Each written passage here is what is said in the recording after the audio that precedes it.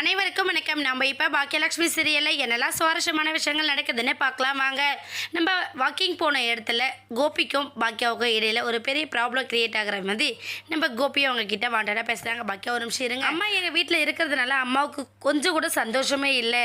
உன்னை பற்றி அம்மாவுக்கு ரொம்ப நல்லா தெரியும், அம்மாவை பற்றியும் உனக்கு ரொம்ப நல்லா தெரியல.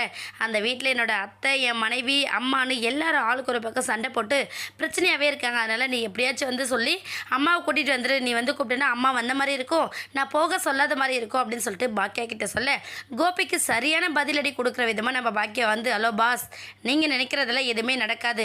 நான் வந்து கண்டிப்பாக அத்தையை கூப்பிட மாட்டேன், உங்கள் ஃபேமிலி விஷயத்துக்குள்ளே நான் இன்வால்வ் ஆக மாட்டேன் அப்படின்னு சொல்லிட்டு நம்ம பாக்கியா கிளம்பி போயிடுறாங்க.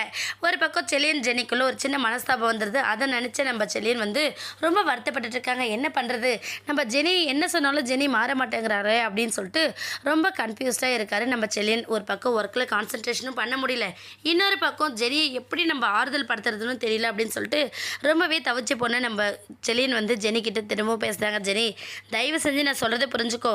எப்போவுமே செலியன் இதுக்கப்புறம் உன்னை பற்றி மட்டும்தான் யோசிப்பான். இதுக்கு முன்னாடி இருந்த செலியன் எப்போவே அழிஞ்சிட்டான்.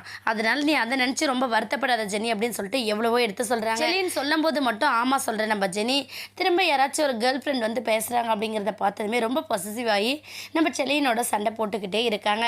இந்த பிரச்சனைக்கு ஒரு எண்டு கார்டு இல்லை அப்படிங்கிற அளவுக்கு தான் நம்ம ஜெனி போய்கிட்டு இருக்காங்க. இவங்களை சமாளித்து எப்படி செலியனுக்கு நம்மளோட காதல் உண்மையானது அப்படிங்கிறத புரிய வைக்க போகிறாருன்னு நம்ம பொறுத்திருந்து தாங்க பார்க்கணும். ஏன்னா அவங்க ரெண்டு பேரும் ரொம்ப அண்டர்ஸ்டாண்டிங்லேருந்து மேரேஜ் பண்ணியிருந்தாலும் மாலினி விஷயத்தால் ரொம்ப மனஸ்தாபத்தில் ஏற்பட்ட நம்ம ஜெனி இப்போ செலியன் பண்ணுற சின்ன சின்ன நல்ல விஷயத்த கூட கொஞ்சம் பெருசாக எடுத்துக்கிட்டாலும் ஒன்றும் இல்லாத விஷயத்த பெருசு பண்ணி ரொம்பவே ஃபீல் பண்ணிக்கிட்டு இருக்காங்க.